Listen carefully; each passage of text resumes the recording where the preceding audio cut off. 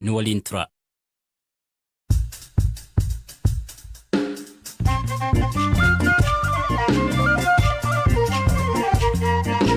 Oltiin nagaa dhaggeeffattoota keenya sagantaan raadiyoo BBC Afaan Oromoo stuudiyoo keenyaas Naayiroobii jiru irraa isin bira gahuu eegaleera. Sagantaa har'aatiin tajaajilawwan bilbilaa, ibsaa, intarneetiif baankiin kan hin jirre Tigraay keessatti namoonni akkamiin jiraachaa jiru? አስተያየት የሰጡን ሰዎች እንደሚሉት ከሆነ akka namootni yaada kennan jedhanitti yoo ta'e baankiin cufaadha. kanaaf maallaqnis salphaatti hin argamu. jireenyi guutummaatti qoraanii fi cilee yookaan kasala irratti kan hundaa'edha jechuudha. Dhimma kanarratti mootummaan federaalaa baatii tokko darbe keessa birriin miliyoona 59 ol Tigraayitti ergamuu himeera itti deebina.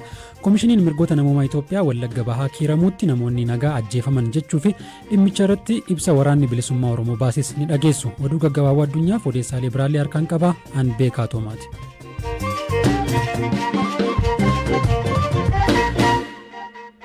Aanaalee Wallagga Bahaa keessatti nageenya lammiilee eeguuf humnoonni mootummaa naannoo Oromiyaaf kan federaalaa qindoominaan hojjechuu qabu jedhe koomishiniin mirgoota namoomaa Itoophiyaa. Koomishinichi ibsa baaseen torbee darbe jechuunis hagayya 18 bara 2021 haleellaa hidhattoonni aanaa kiiramuutti jiraattota irratti raawwataniin namoonni 150 ol ajjeefamuu odeeffachuusaa himeera. Akka ibsa koomishinichaatti haleellaa kana kan raawwatan hidhattoota waraana bilisummaa Oromoo mootummaan ABO shaneettiin jedhudha. Waraana bilisummaa Oromoo gama isaatiin namoonni ajjeefaman milishaa naannoo Amaaraa lolaaf bobbaafaman malee namoota nagaa miti jedha. Firaa'ol Balaay gabaasa qabdi. Godina Wallagga Bahaa aanaa kiiramuutti torbee darbe hidhattoonni waraana bilisummaa Oromoo sabaan adda baasuun namoota 150 ol ajjeesuu jiraattotaa fi namoota kaan irraa odeeffadheeraa jedha koomishiniin mirgoota namoomaa Itoophiyaa.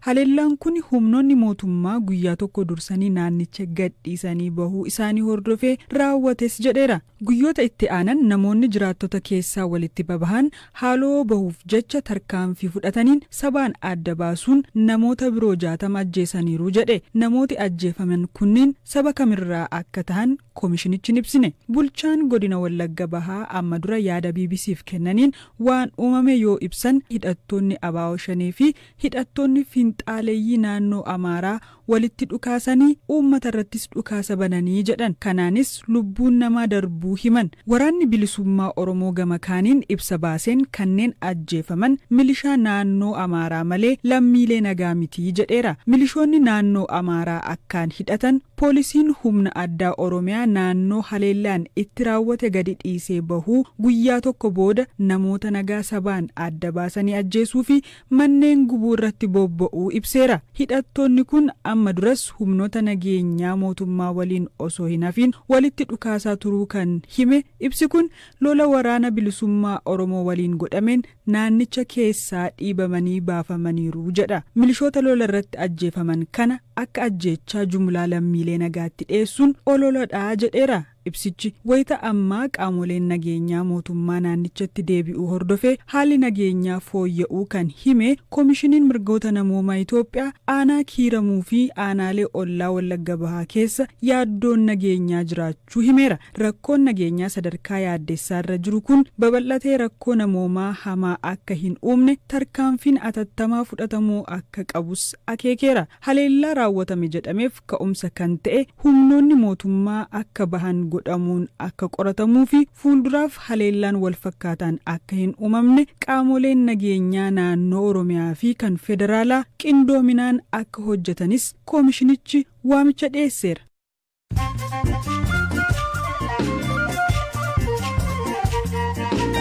Raadiyoo BBC Afaan Oromoo dhaggeeffataa jirtu kanumaanan oduu gaggabaabootti ce'a.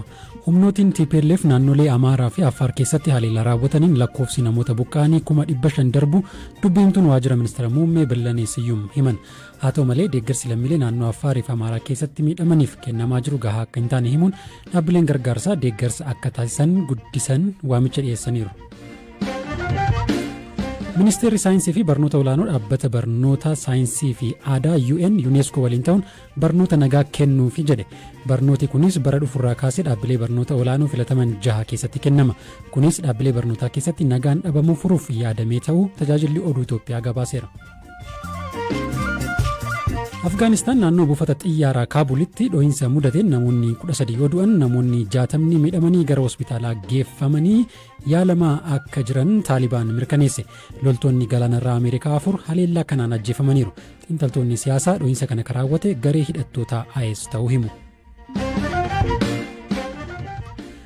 Daandiin xiyyaaraa Ameerikaa keessa jiran keessa sadaffaarra akka jiru daandiin xiyyaaraa Deeltaa hojjettoota isaa talaallii COVID-19 fudhanne ji'aan $200 adabuuf akka jiru beeksise.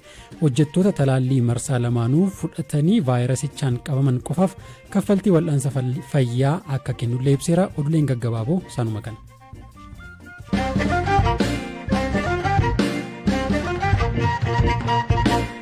Odeessatti nutti wayitanca'u naannoo Tigraayitti tajaajiloonni akka ibsaa, bilbila, intarneetii fi baankii erga adda citanii baatii 2 ta'eera. Humnoonni Tigraay waxabajjii darbii magaalaa guddoo naannichaa Maqalee to'achuun wayita himametti ture. Tajaajilli kunneen kan adda citan. Bakka tajaajiloonni kunneen hin jirretti naannichi maal keessa akka jiru baruu rakkisaa turullee BBC'n namoota muraasa dubbisuun jireenyi Tigraayitti maal akka fakkaatu haga tokko hubachuu danda'eera. Namoota kana ka dubbiste waayilakoo BBC Tigrinya Haannaa Zaraasiyoon waliin turtii gabaabaa godheen ture. Gaaffiin koo jalqabaa bakka bilbilaaf intarneetiin hin jirretti akkamiin namoota kana dubbisuu dandeesse akka jedhu ture. እኔ ያናገርኳቸው ሰዎች በሁለት መንገድ ነው ያገኘኋቸው። አንዳንዶቹ አኒ ናሞታን ዱብሴ ከራ ለማኔን አርገደ ገሪን ኢሳኒ መቀሌራ ኪሎ ሜትር ሶዶን ፈጋቴ ከን አርገምቱ በከ ዳንጋ አፋር ረጅርቱ ሚላዛት ጀደምቱ ኔትወርኪን ናኖ አፋር ዋን ሆጀቱፍ bilbiluuf wayita achi deeman argadeen dubbise. Gariin isaanii ammoo karaa hojjettoota dhaabbilee idil addunyaa tokko tokko Maqalee keessa jiranii gaaffii koo ergeen hojjettoonni kun namoota nuuf gaafatanii gara waajjira isaanii yoo deebi'an intarneetii waan qabaniif deebii isaanii nuuf ergan. Haala kanaaniin haga tokko maaltu ta'aa jira kan jedhu hubachuuf kanin yaale. Waan namootni nuti dubbisnee kun nutti himan kana garuu bilbillis ta'e intarneetiin guutummaatti waan hin jirreef bifa walaba ta'een mirkaneeffachuu hin dandeenye. ኢንፎርሜሽን በኢንዲፔንደንት በሆነ ወይ ማረጋገጥ ግን አልቻልንም ማለት ነው። አየ ሜ namoonni dubbifti maal sitti himan jireenyi maal fakkaata maal nyaachaa jiru akkamiin jiraatu Maqalee keessa jireenyi maal fakkaata? አስተያየት የሰጡን ሰዎች እንደሚሉት ከሆነ akka namootni yaada kennan jedhanitti yoo ta'e baankiin cufaadha. haa ta'u malee namoonni baankii keessaa maallaqa qaban dabtara isaanii qabatanii dhaqanii ji'atti birrii 2,000 baafachuu danda'u. Maallaqni haaraan siif ergamu garuu siistama irratti waan hin mul'isneef fudhachuu hin dandeessu. Kanaaf namootni muraasni maallaqa ni argatu. Firaa fi maatiif waliif qoodanii jiraatu. Hojiin hin jiru. Keessaa'uu hojiileen humna elektirikii fi intarneetii barbaadan guutummaatti hin jiran. Kanaaf maallaqnis salphaatti hin argamu. Jireenyi guutummaatti qoraanii fi cilee yookaan kasala irratti kan hundaa'edha jechuudha. Kanaafis gatiin qoraanii fi kasalaa dabaleera. Daballiin gatiin guddaan kan mul'ate garuu zayita nyaataa irratti jedhu. Litiriin tokko birrii 500tti gurguramaa jiraachuu natti himaniiru. Manneen nyaataa darbee hojjetanis gatii dabalanii jiru. Gatiin nyaataa dabaluu fi birriin dhabamuun wal qabatee namoonni wal gargaaraa akka jiran kan nutti himte dubartiin dubbisne tokko namootni waan nyaatan dhabanii rakkatan akka jiranis himti. Ittoo dhabanii namoonni buddeen gogaa nyaatan akka jiran, buddeen walakkaa nyaatanii namoonni bulan akka jiran, namni nyaata dhabee mana isaa keessatti du'ee argame oduu jedhu akka hin dhageenye sodaa qabaachuu himti. Namni dubbisne biroo Filimoon jedhamu sababa hanqinni nyaataa fi maallaqaa jiruuf magaalittii keessatti lakkoofsi namoota kadhatanii heddummachuu nutti himeera. ከተማዋ ላይ ብዙ የለማኝ ቁጥር እንዳለ ያነሳል። egaa nyaataan alatti jireenya guyyuu keessatti namni wal qunnamuu qabaa. Akkanaan jettetti ibsaan hin jiru, intarneetiin hin jiru, bilbilli hin jiru. namni akkamitti wal qunnamaa jira? namoonni dubbiste maal sitti himan? 5 ሰዎች ናቸው እንግዲህ አክሰስ ለማድረግ ይመ namoonni 5 kan ani dubbisuuf yaale 5 waan wal fakkaataa natti himan. namoonni haala 2 yookiin 3 wal argu. tokko beellamaan namoonni tokkicha wal argan gaafa akkanaa iddoo akkanaatti wal agarraa jedhanii wal beellamanii wal argu. karaan biraa fakkeenyaaf namni Filimoon jedhamu akka nutti himetti kaaffee akka wiirtuu odeeffannootti adda baafatan qabu. achi deemanii ergaa waliif kaa'u. namoota Tigraayin ala jiran quunnamuuf ammoo bakka duraan siin jedhe Milaazaat jedhamtu daangaa Affaar jirtu deemu. Achi gahanii neetworkii argachuuf guyyaa guutuu kan oolan jiru, kan dhabanii deebi'anis jiru. Fakkeenyaaf namni Daawit jedhamu nuti quunnamne obboleessa isaa biyya alaa jiru quunnamuuf guyyaa 2 deddeebi'ee guyyaa lammataa sa'aatii 8 eegeeti kan bilbilli hojjeteef.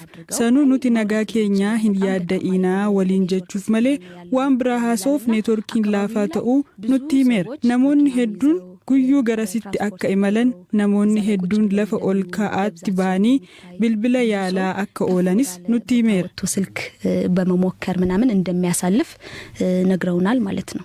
Egaa akka manatti himteetti namni bilbilallee bilbilachuudhaaf magaala keessa bahuun hin jira.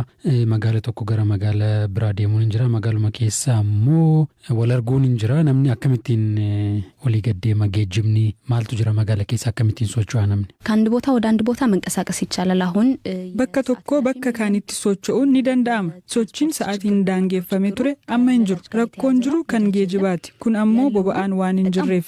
Yoo jiraates baay'ee qaaliidha. Litiriin tokko birrii 200 hanga 500tti gurgurama. Namootni bilbila bilbiluuf magaalaa bahan kanneen konkolaataa qabanii fi baankii keessaa maallaqa qabanidha. Namni kaan badaa hin socho'u. Ergaa yoo qabaate warra deemanitti ergata. Magaala keessa namni hedduun maallaqa waan hin qabneef geejiban fayyadamu. Geejibnis sababa boba'aan hin jirreef akka garaa miti. Taaksii fi baajaajiin hedduun dhaabbatanii mul'atu. Namoonni Aksuum, Shiree, Addigraat gahanii deebi'an jiraachuu dhageenyeerra. Rakkoon nageenyaa hin jiru.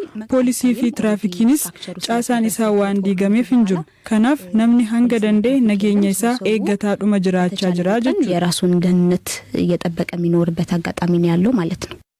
Hanna odeessa isheetiif nan galateeffadha. Oduma akkanaan wal qabatuun naannoo Tigraay bulchaa akka jiru TPLF tajaajiloota kunneen adda kutuun uummata Tigraay jilbeeffachiisuuf yaalaa jira jechuun mootummaa federaalaa komata. Ammaan kana sababoota tajaajiloonni kunneen ugguramaniif Tigraay keessatti namoonni miliyoona tokkotti siqan fiixee beelaaf saaxilamuurra gahaniiru jedha TPLF. Hawaasni idil addunyaa ministeera muummee Abiyyi Ahmed uggura kana akka kaasu tarkaanfii qabatamaa fudhachuu dhabuu isaatiinis komateera. Mootummaan federaalaa gama kaaniin TPLF dhukaasa dhaabuu waan dideef tajaajiloota adda citan suphanii deebisuun rakkisaa ta'uu hima. Gama kaaniin guyyaa har'aa miidiyaaleef ibsa akka kennan dubbiimtuun waajjira ministeera muummee Itoophiyaa Bilanii Siyyum Tigraay deeggarsa namoomaatti dabalataan dhiyeessiin akka boba'aa fi maallaqaa qaqqabaa jiraachuu himaniiru. As of yesterday, August 25, 2000. Hanga kaleessa hagayya 25 2021tti konkolaataawwan fe'umsaa 457 gara naannoo Tigraay bobbaafamanii jiru. Kana keessaa 318 achi gahuun isaanii mirkanaa'eera. Meeshaaleen nyaataa fi nyaata hin ta'in, galteewwan hojii qonnaa fi boba'aan wantoota dhaabbilee 20 ta'an gargaarsa gochaa jiraniin gara naannichaa geeffamanidha. Adoolessa 14 fi hagayya 14 gidduutti birriin miliyoona 59 ol yookaan doolaara miliyoona 1 kan caalu dhaabbilee kanaan garasitti dabarfameera. Dhiyeessiiwwan qonnaa, sanyii fi xaa'os itti fufee jira. Fertilizers included has also continued.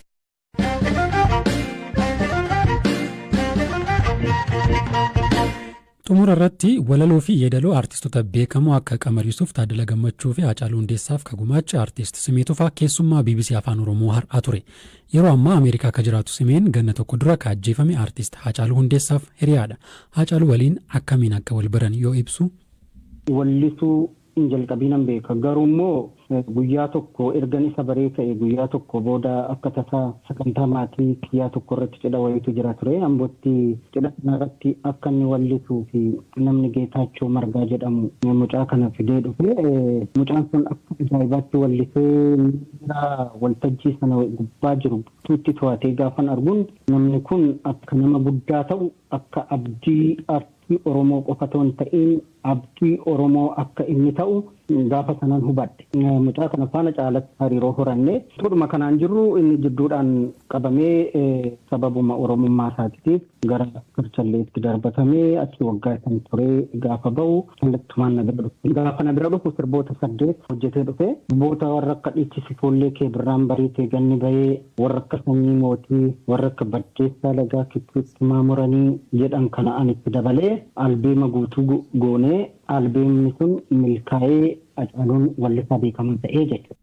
Kabajamtoota dhaggeeffattoota keenya guutummaa odeessa Simee Tufaa Waahila koo Hamzaa Hussein wajjin taasisee fuula feesbuukii keenya BBC News Afaan Oromoo irraa argachuu dandeessu. Sagantaan keenya raadiyoo BBC Afaan Oromoo galgala kanaa kanuma bor sagantaa biraan walitti deebina. Horaa bulaa.